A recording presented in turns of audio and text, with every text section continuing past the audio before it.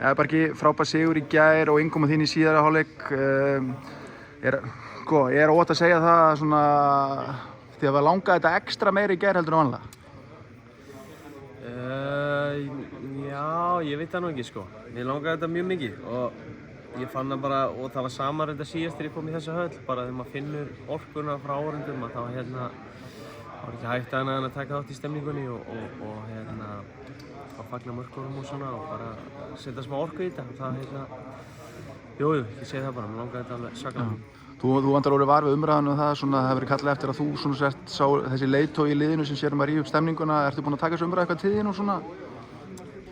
Sko, ég hef í rauninni ekki, ég hef alveg heyrt þetta sko, en ég hef í rauninni ekki breytt neinu. Ég hef alltaf verið bara, meira að segja ég var að koma inn í hópinn. Það var ástæðan fyrir að Ásgeir Örn kallaði mig Gosi á sínum tíma. Það er stutt í léttleikann og ég reynir bara að halda því. Við erum mikið saman, við erum það er stutt í að menn fá ógeð af hver öðrum og þá verður að vera stutt í léttleikann og já, en jú, svona kannski aðeins meira ábyrgð bara á að líka, stappa saman stálinn í hópinn og svona, þannig jú, ég tek alveg eftir þessu. Framhaldamótinu eru Pólverjar sem bíða á morgun.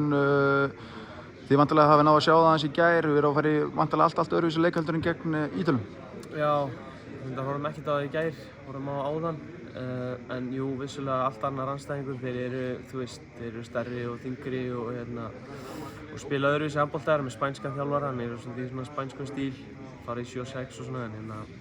En við erum bara að byrja að undirbúa það núna. Við vorum að koma á fundi, við vorum að fara á æfingu og svo er annar fundur í kvöld. Þannig að við verðum vel undirbúnir á morgun.